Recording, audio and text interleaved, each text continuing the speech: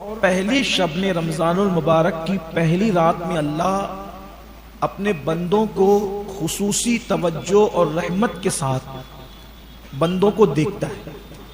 خاص توجہ ہوتی ہے پہلی شب میں، اور جس پر اللہ کی خاص رحمت کی نظر پڑ جاتی ہے پھر اللہ اس کو جہنم سے آزاد کر دیتا ہے، اس کا ٹھکانہ جنت ہو جاتا ہے. دعا کریں کہ آج کی رات اللہ ہم سب پر نظر کرم فرما دے. جن بندوں پر رحمت بھری وہ نظر آج ڈالے گا یا ڈال رہا ہے جیسا کہ اس کی شان ہے، اس میں اللہ ہم سب کا شمار فرما دے. اور پھر یہ ماہ رمضان شریف ہمیں کیسا نصیب ہوا کہ پہلی ہی شب میں ہمیں شب جمعہ نصیب ہو. پہلی شب میں، اور یہ شب جمعہ رمضان المبارک کی کیا ہے؟ ہر لمحے میں 60,000 ایسے بندوں کی اللہ مغفرت فرماتا ہے جن کے لیے جہنم واجب ہو چکا، یعنی جن کا ٹھکانہ جہنم ہے یہ واجب ہو چکا. ایسے 60,000 بندے ہر سیکنڈ میں لمحے میں اللہ تعالیٰ جہنم سے آزاد کرتا ہے، بخشتا ہے. یہ سلسلہ تقریباً جو ہے وہ روزہ افطار کرنے تک، یعنی غروب آفتاب سے لے کر غروب آفتاب تک 24 گھنٹہ یہ سلسلہ چلتا رہتا ہے. ہر سیکنڈ میں 60,000. اور جب آخری غروب آفتاب جو جمعہ کی گھڑی آتی ہے تو اللہ پاک نے 24 گھنٹے میں ہر لمحے میں جو 60,000 بخشے ہیں ان سب کی تعداد کے برابر اللہ آخری سیکنڈ میں ان کی تعداد کے برابر اتنے ہی بندوں کی مزید بخشش فرماتا. کوئی رہ جاتا ہوگا؟ سبحان. کم سے کم 4 جمعے تو آتے ہی ہیں. آج کی رات کا خاص عمل جو پہلی شب ہے، چاند کی خاص عمل، اگر آج کوئی سورۃ الواقعہ کی تلاوت کرے اور سورہ مزمل کی تلاوت کرے تو اللہ تبارک و تعالی اس کی مرادیں پوری فرمائے. اور ایک عمل آپ کو بتاتے ہیں ہر بلا، ہر مصیبت اور پریشانی سے محفوظ رہنے. جب بھی چاند نظر آئے، نیا چاند، تو ہم اسی کو چاند رات کہتے ہیں، تو اس میں 1000 مرتبہ کلمہ طیبہ پڑھنا ہے. لا الہ الا اللہ محمد الرسول اللہ صلی اللہ علیہ وآلہ وسلم، اور 1000 بار کلمہ طیبہ پڑھ کر پھر سورہ فاتحہ پڑھنا 40 مرتبہ. اس کو اس طرح پڑھنا ہے: بسم اللہ الرحمن الرحیم الحمد للہ رب العالمین الرحمن الرحیم الرحمن الرحیم الرحمن الرحیم مالک یوم الدین ایاک نعبد و ایاک نستعین ایاک نعبد و ایاک نستعین ایاک نعبد و ایاک نستعین اہدنا الصراط المستقیم صراط الذین انعمت علیہم غیر المغضوب علیہم ولا الضالین آمین آمین آمین. ایسے 40 بار سورہ فاتحہ پڑھنا ہے. یعنی بسم اللہ کی میم کو الحمد کی لام میں ملا کر الرحمن الرحیم کی 3 بار تکرار کرنا ہے، ایاک نعبد و ایاک نستعین کی 3 بار تکرار کرنا ہے، اور 3 بار آخری میں آمین کہنا ہے. جو چاند رات کے دن ہر مہینے کی چاند رات کو یہ عمل کر لے گا، مہینے بھر جتنی مصیبت، بلا، سحر، جادو، تکلیف کسی پر کچھ بھی آئے وہ بندہ محفوظ رہے گا. لاک ڈاؤن کے موقع پر ہم نے اس کو خوب عام کرنے کی کوشش کی تھی کہ بھئی چاند رات میں یہ کام کرو، تو الحمدللہ تعالی جن لوگوں نے یہ کیا اللہ تعالیٰ نے ان کو کورونا سے بھی محفوظ رکھا. آپ سے بھی کہتا ہوں اس عمل کو کریں. یہ ہمارے سلسلہ قادریہ برکاتیہ کے بہت بڑے بزرگ سرکار نور حضرت ابو الحسین احمد نوری رحمۃ اللہ تعالی علیہ نے اپنی کتاب میں اس کو نقل فرمایا ہے، جو حضور سید مفتی اعظمین رحمۃ اللہ علیہ کے پیر و مرشد ہے. یہ بڑا بابرکت عمل ہے. اب آئیے جو ہے وہ درس قرآن کی طرف اختصار کے ساتھ چلتے ہیں، زیادہ وقت نہ لیتے ہوئے. ہم نے سورہ فاتحہ کی تلاوت سنی. سورہ فاتحہ سورۃ الشفا، سورۃ الدعاء، مفتاح الکتاب، ام الکتاب. اللہ تعالیٰ نے 2 چیزیں امت محمدیہ کے سوا کسی امت کو عطا نہیں فرمائی. ایک سورہ فاتحہ اور ایک ماہ رمضان. ایک مرتبہ سرکار مولائے کائنات سیدنا علی مرتضیٰ کرم اللہ تعالی وجہہ الکریم نے فرمایا کہ میں نے اللہ کے رسول علیہ السلام سے سنا کہ اللہ امت محمدیہ کو ہلاک نہیں کرے گا. اگر اللہ کو امت محمدیہ کو ہلاک کرنا ہوتا تو اللہ یہ دو چیزیں امت محمدیہ کو کبھی عطا نہیں کرتا. نمبر 1 سورہ فاتحہ اور نمبر 2 ماہ رمضان. یہ دونوں بڑی نعمت ہے. یہ صرف امت محمدیہ کا مقدر ہے, ہم سے پہلے کسی امت کو یہ نصیب نہیں ہوا. سورہ فاتحہ میں اللہ تعالیٰ نے حمد سے اپنی حمد سے آغاز کیا. اس کو سورہ فاتحہ اس لیے کہتے ہیں کہ اللہ پاک نے اپنے بندوں کو اس میں دعا کرنے کا طریقہ سکھایا. جیسے جب کوئی ہماری محفل میں کہتا ہے نا الفاتحہ, تو اس وقت تو لوگ دعا کر لگتے ہیں اللہ یہ دے دے, اللہ وہ دے دے, اللہ وہ دے دے. اہل سنت میں یہ جو طریقہ ہے نا الفاتحہ, تو اس میں آپ کو سورہ فاتحہ پڑھنی ہے. اب وقت بچے تو یہ دے دے, وہ دے دے, وہ دے دے, اس لیے کہ کیا کیا مانگو کہ کتنا مانگو. لیکن سورہ فاتحہ پڑھنے کی برکت یہ ہے کہ جب کوئی بندہ سورہ فاتحہ جس نیت سے پڑھے, اور سورہ فاتحہ پڑھنے میں اب بندے کو مانگنے کا ٹائم نہیں ملے, تو جتنی اس کی مرادیں تھی سورہ فاتحہ پڑھنے کی برکت سے اللہ پاک اس کو وہ ساری مرادیں عطا فرماتے. بلکہ سرکار خواجہ عثمان ہارونی تو یہاں تک فرماتے ہیں کہ جو سورہ فاتحہ پڑھتا ہے اللہ اس کو 70 انبیاء کا ثواب عطا فرماتا ہے. بڑی برکت ہے اس کی سورۃ الفاتحہ کی. تو اللہ تعالیٰ نے اس میں دعا سکھائی, اور یہ ہے اس کا آغاز ہے حمد, الحمدللہ رب العالمین. یعنی قرآن میں پہلے کیا ہے الحمدللہ. کئی وجوہات میں سے سب سے بڑی وجہ یہ بھی ہو سکتی ہے کہ جب حضرت آدم علیہ السلام کے اندر روح ڈالی تو سب سے پہلے روح آپ کی ناک میں گئی. روح آپ کی جب بھی کوئی چیز ناک میں جاتی ہے تو آدمی کو چھینک آتی ہے. ہمیشہ یاد ہے, آپ نہیں کبھی بچپنے میں کوئی بچے شرارت کرتے ہیں تو کچھ شرارت کے طور پہ ناک میں کچھ ڈالتے ہیں, تو ناک میں ڈالتے ہیں تو چھینک آتی ہے. دھول جائے یا کوئی چیز چلی جائے, جیسے لوگ تمباکو وغیرہ بھونتے ہیں گھروں کے اندر ہمارے یہاں, تو چھینک آتی ہے. تو ناک میں جب روح گئی تو چھینک آئی, اور چھینک آئی تو حضرت آدم علیہ السلام نے چھینکا, اور چھینکا تو جو سب سے پہلے آپ کی زبان سے نکلا وہ الحمدللہ رب العالمین. یعنی انسان نے سب سے پہلی جو بات کہی وہ الحمدللہ. بڑی برکت ہے. اسی لیے چھینک ہمیشہ زندوں کو آتی. آپ کہیں گے جمائی بھی تو زندوں کو آتی. ایک بات یاد رکھنا, نیند جو ہے وہ موت کی چھوٹی بہن ہے. نیند میں کبھی چھینک نہیں آئے گی. اگر کسی بندے کو پہچاننا ہے کہ یہ سو رہا ہے کہ جاگ رہا ہے, تو یہ دیکھ لینا کہ اس کو چھینک آ رہی کہ نہیں. چھینک اگر نہیں آئی سمجھنا سو, اور اگر چھینک آ گئی سمجھو نہیں سو. اس لیے کہ چھینک زندگی کی علامت اور موت کی چھوٹی بہن ہے نیند, اس لیے سوتے والے کو کبھی چھینک نہیں. اچھا, چھینک پر الحمدللہ کیوں کہتے ہیں؟ ہمارے حضور علیہ السلام نے بھی فرمایا کہ چھینک پر الحمدللہ کہو. اور یہ بھی ہے کہ کوئی اگر چھینکے اور وہ الحمدللہ کہے تو آس پاس میں جو مسلمان ہے اس پر واجب ہے کہ وہ چھینک کا جواب دے. اس کا حق ہے کہ وہ جواب دے. یرحمک اللہ کہے کہ اللہ تجھ پہ رحم کرے. پھر چھینکنے والا یہدیک اللہ کہے, اللہ تجھے ہدایت پر قائم رکھے. اور چھینک پر الحمدللہ کیوں کہتے ہیں؟ تو آج سائنس کہہ رہی, آج کہہ رہی سائنس کہ جب کوئی چھینکتا ہے تو اس کی سانس رک جاتی ہے. اندر کی سانس اندر, باہر کی سانس باہر. یہ سائنس کہہ رہی ہے. تو چونکہ سانس رک جاتی ہے اور چھینکنے کے بعد, اسی لیے آپ دیکھنا جب چھینک آتی ہے تو آدمی کبھی آنکھ کھول کے نہیں چھینک سکتا. غور کیجیے, جب بھی آپ کو چھینک آئیں گی آپ کی آنکھیں خود بخود بند ہوتی. اگر کوئی آنکھیں کھول کے چھینکنے کی کوشش کرے آنکھیں باہر آ جائے گی. اس لیے آنکھیں کھول کے کوئی چھینک ہی نہیں سکتی. چھینکے تو آنکھیں باہر آ سکتی, کیونکہ وہ زندگی میں ٹھہراؤ ہوتی ہے. سانس رک جاتی ہے اور پھر چھینک کے بعد دوبارہ سانس شروع ہوتی ہے, تو گویا کہ وہ شکر ہے الحمدللہ, نئی زندگی ملی ہے چھینک کے بعد. اس لیے وہ الحمدللہ. جو الحمدللہ کہتا ہے اللہ تعالیٰ کی آپ کتنی بھی تعریف کر لے, کتنی بھی کر لے, کتنی بھی کر لے, کتنی بھی کر لے, اللہ کی تعریف نہیں ہو سکتی, حق ادا ہی نہیں ہو سکتی.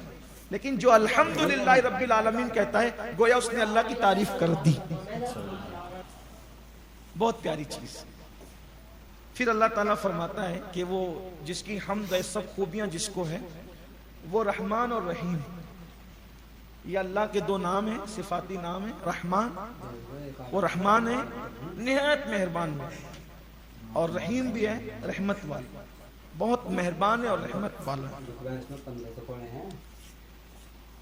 سب کو پالتا ہے،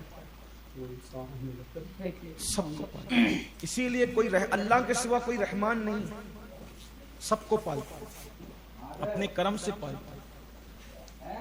اب آپ کہیں گے کہ پالتے تو اور بھی لوگ ہیں، یاد رکھنا لوگ ہمیشہ اپنوں کو پالتے ہیں، یہ میرے اللہ کی شان ہے کہ وہ اپنے دشمنوں کو بھی پالتے ہیں۔ فرعون جیسوں کو بادشاہ دی اسی نے تو دی، جو دشمنوں کو بادشاہ دے وہ کیسا رہنا۔ لوگوں کو کہو یار دعا کرو تو لوگ کہتے ہیں مولانا ہم کیا دعا کریں، ہم تو گنہگار ہیں۔ میں نے کہا یار جب وہ فرعون کو دیتا ہے تو تجھے کیوں نہ دے، تو اس کا بندہ ہے۔ فرعون سے بھی بڑا کوئی گنہگار ہے، نمرود سے بھی بڑا۔ فرعون اور نمرود لوگوں کو اتنا دیتا ہے، یعنی بتا رہا ہے کہ اپنے دشمنوں کو بھی دینے پر آتا ہو تو اتنا نوازتا ہو، تو میرا ہے، تو مانگ کر تو دے، پالتا ہے۔ اچھا کوئی بھی بندہ کسی کو بھی پالتا ہے تو کسی مقصد کے تحت پالتا ہے۔ جیسے گنڈے لوگ چمچے پالتے ہیں تو اس لیے کہ لڑائی جھگڑے میں کام ہے۔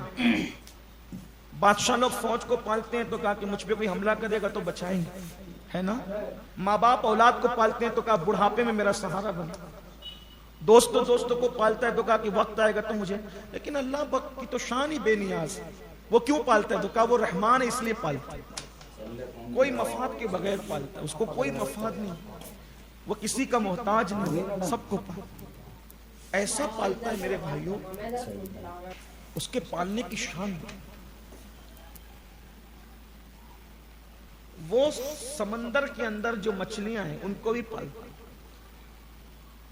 زمین کے اندر جو کیڑے ہیں ان کو بھی پالتا ہے، روزی دیتا ہے، سب کو پالنے والا ہے۔ رب کہتے ہیں پالنے والے کو کھلاتا ہے پلاتا ہے اور نعمت دیتا ہے۔ چڑیوں کو پالتا ہے، کووں کو پالتا ہے، مچھلیوں کو پالتا ہے، چونٹیوں کو پالتا ہے، سب کو، اور ساری مخلوق کا رزق اپنے ذمہ کرم پر لے رکھا ہے کہ میرے ذمہ پہ سب کو کھلاؤں گا، کھلاتا ہے۔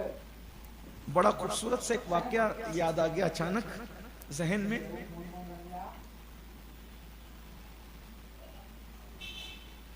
ایک دن سلیمان علیہ السلام نے ایک چونٹی سے پوچھا تو سال بھر میں کتنا کھا لیتا؟ اور چونٹی نے جواب دیا کہ ایک گیہوں کا پورا دانہ ہے سال بھر میں کھا لیتا۔ یہ چونٹیاں اتنی ہوشیار ہوتی ہے، دیکھو اللہ کیسے، چونٹی کو دماغ ہے کیا؟ ابھی غور کریں، اللہ کی شان دیکھو۔ چونٹیوں کو جب گیہوں کا دانہ ملتا ہے تو اس کے 2 ٹکڑے کر لیتی، پہلی فرصت میں 2 ٹکڑے اس لیے کر لیتی ہے کہ اگر 2 نہ کرے گی تو اس کے اندر پودا نکل آئے، اس کے کھانے کے قابل نہ رہے۔ اور دھنیے کا دانہ ملتا ہے تو اس کے 4 ٹکڑے کرتی ہے، 2 نہیں کرتی۔ یہ کون ہے جو چونٹی کو سکھا رہا ہے کہ گیہوں کے 2 ٹکڑے کرنا ہے اور دھنیے کے 4 ٹکڑے کرنا؟ میرا اللہ ہے۔ اللہ پر یقین مضبوط ہے۔ یہ قرآن جو تراویح میں پڑھا جاتا ہے، یہ ہمارے بزرگوں نے جو کہا کہ کم سے کم ایک قرآن ختم کرنا سنت موقدہ ہے، مطلب سنو غور سے قرآن کیا کہتا ہے، یعنی یہ ایک رسم نہیں ہے۔ صرف سال بھر مصروف رہتے ہو، قرآن سے دور رہتے ہو، تو سال میں ایک بار قرآن سے آخر معلوم تو کرو کہ قرآن کیا کہہ رہا ہے، اس کا مطلب کیا ہے۔ یہ تعویذ کی شکل میں لٹکانے والی کتاب نہیں ہے، 3 10 20 میں صرف پڑھنے والی کتاب نہیں، یہ منشور ہے، قانون ہے اللہ کا، اس کو زندگی میں شامل کرنا ہے، اپنا عقیدہ مضبوط کرنا ہے، یقین مضبوط کرنا ہے۔ تو دھنیے کے وہ 4 ٹکڑے کرتی ہے، گیہوں کے 2 ٹکڑے کرتی ہے۔ سلیمان پیغمبر علیہ السلام نے کہا کہ اے چوٹی تو کتنا کھاتے؟ اچھا اللہ نے قرآن میں فرمایا، سورہ نمل میں آگے آپ سنیں گے مولانا سے درس، اگر درس میں آپ سنیں گے انشاءاللہ، یہ سلسلہ دراز رہے گا۔ اللہ نے سلیمان علیہ السلام کو چونٹیوں کی، پرندوں کی، جانوروں کی بولی سکھائی، آپ سب سمجھتے تھے، ان سے بات بھی کرتے۔ اس کا مطلب یہ ہے کہ پرندے کچھ بولتے ہیں، چونٹیاں کچھ، تبھی تو ان کی اللہ قرآن میں فرمائے سکھائی۔ بھئی یہ سائنس کے مخالف نہیں ہے، لیکن سائنس مانے نہ مانے، دنیا کے پڑھے لکھے لوگ مانے نہ مانے، قرآن کہہ چکا کہ چونٹی بھی بولتی ہے، پرندے بھی بولتے ہیں، جانور بھی بولتے ہیں، یہ آواز نہیں نکالتے، یہ کچھ بولتے ہیں، ان کا بھی کچھ بولنا ہے۔ کیا شان ہے اللہ کی، یعنی اس کی مخلوق بولتی ہے۔ اللہ نے ہر مخلوق کو بولنا سکھایا، لیکن انسان اپنے آپ کو کتنا دیر ہوشیار سمجھتا ہے. اے انسان، تو بڑا گھمنڈی ہو گیا کہ مجھے یہ آتا مجھے وہ آتا. اللہ تجھے عاجز کر کے بتا رہا ہے ابھی تک تو کتے اور بلی کی بولی نہیں سمجھ سکتا. کیا گھمنڈ ہے تجھے؟ تو اتراتا کیسے اتنا اپنی عقل پر؟ کیا ہے تیرے پاس عقل؟ کچھ نہیں. تو اللہ تعالیٰ نے اپنے پیغمبر کو پرندوں کی اور جانوروں کی بولیاں سکھا، اور بھی اللہ پاک کچھ ولیوں کو بھی سکھا دے. اولیاء اللہ بھی جانتے ہیں پرندوں، جس کو سب کی بات نہیں کرتا، اللہ جن کو چاہتا ہے سکھاتا ہے. اللہ جس کو جو چاہے عطا کرے. ذالک فضل اللہ یؤتی من یشاء. اللہ جو چاہتا ہے، جس پہ چاہتا ہے فضل کرے. تو سلیمان علیہ السلام نے چونٹی سے پوچھا، چونٹی تو سال بھر میں کتنا کھا جاتی ہے؟ تو کہا ایک گیہوں کا دانہ. تو آپ نے حکم دیا ایک گیہوں کا دانہ اور ایک چونٹی، اس کو کانچ کی بوتل میں بند کر دیا. سال بھر کے بعد دیکھا تو آدھا دانہ تھا اور آدھا ختم تھا. تو آپ نے مسکرا کے چونٹی کو باہر نکالا اور کہا تو نے تو کہا تھا کہ میں پورا ایک کھا جاتی ہوں. چونٹی سے کہا تو نے تو کہا کہ میں پورا ایک کھا جاتی ہوں، آدھا بچ گیا. اور چونٹی نے جواب دیا چونکہ آپ نے مجھے بوتل میں قید کیا اور اب میرا کھانا کھلانا کس کے ذمے پر آ گیا؟ سلیمان کے. کہ سلیمان چاہیں گے تو دیں گے، سلیمان چاہیں گے تو نہیں دیں گے. تو جب تک میرا معاملہ اللہ کے ہاتھ میں تھا تو میں بغیر کسی فکر کے، یعنی بغیر ٹینشن کے، تردد کے ایک پورا کھا جاتی تھی، کیونکہ معاملہ اللہ کے ہاتھ تھا. وہ دے گا، ضرور دے گا، کیونکہ اس نے وعدہ کیا ہے. لیکن جب اذن اللہ سے، اللہ کے اذن سے اب معاملہ سلیمان کے ہاتھ میں آ گیا، تو سلیمان تو انسان ہے، تو میں نے آدھا بچا لیا. دے گا کہ نہیں دے گا؟ جب تک معاملہ اللہ کے ہاتھ میں. تو یوں تو سارے معاملات اللہ ہی کے ہاتھ میں، لیکن چونٹی کا بھروسہ اللہ پر دیکھو کتنا ہے.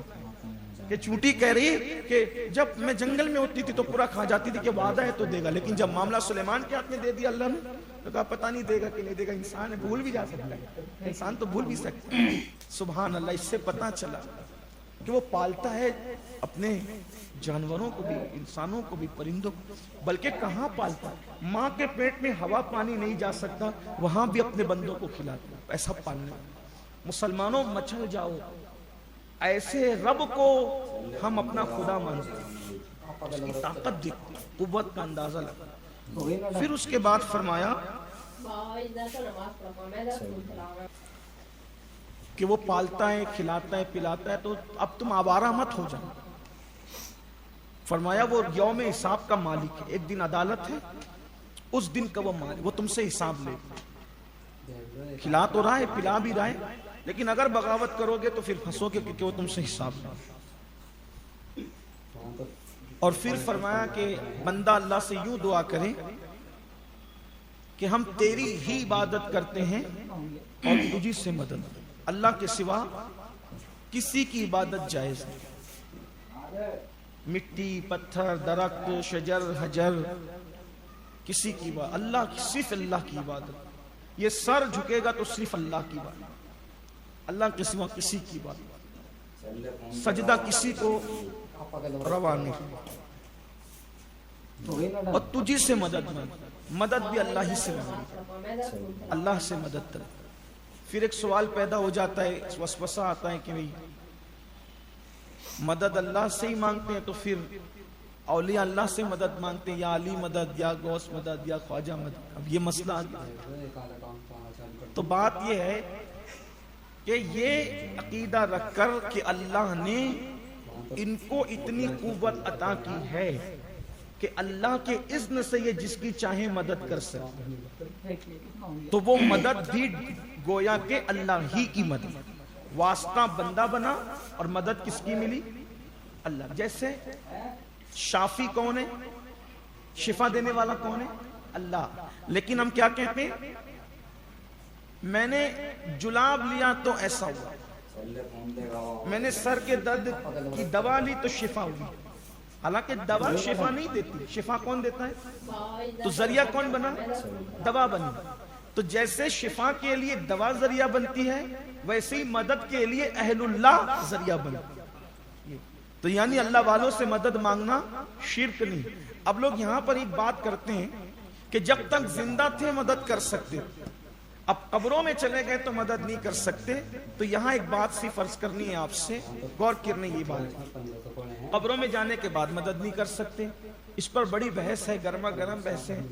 تو ایک بات میں آپ سے کہتا ہوں، جس اللہ نے زندوں کو طاقت دی مدد کرنے کی تو وہ زندے مدد کرتے ہیں، اور اللہ نے جن قبر والوں کو اتنی طاقت دے دی مدد کرنے کی تو جب تک زندہ تھے جسمانی طور پر مدد کرتے تھے، اب جب قبروں میں چلے گئے تو اللہ ہی نے یہ طاقت عطا کی کہ وہ روحانی طور پر مدد کرتے ہیں، وہ روحانیت کی مدد ہے.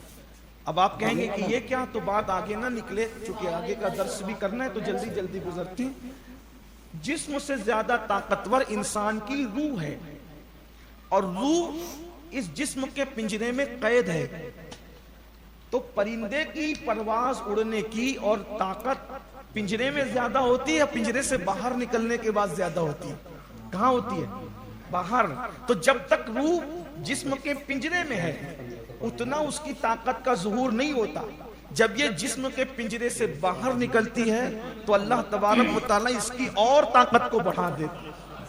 یہ چیز روحانیت کے اعتبار سے وہ مدد کرتے ہیں. اور روح نہیں مرتی، جسم مرتا ہے، روح نہیں مرتی. اسی لیے شیخ عبداللہ محدث دہلوی اشعت اللمعات میں لکھتے ہیں کہ 4 ولی ایسے ہیں جو اپنی قبروں سے زندوں کی طرح تصرف کرتے ہیں. ان میں سے ایک ہمارے مرشد سرکار شیخ عبدالقادر جیلانی غوث اعظم. تو اللہ کے اذن سے یعنی اللہ کی عطا سے مدد کرنے کی بات ہے تو اللہ والے مدد کر سکتے ہیں. ٹھیک. تو اس کا یہ مطلب، اب آپ کہیں گے کہ جب اللہ ہی کی عبادت کرتے ہیں تو کعبے کی طرف رخ کیوں کرتے ہیں؟ تو اللہ کی عبادت کرتے ہیں، عبادت رخ کعبے کی طرف ہے، عبادت اللہ کی ہے. تو ایسے ہی مدد ولیوں کی طرف ہے مانگنے کے لیے، لیکن حقیقی مدد اللہ ہی کی.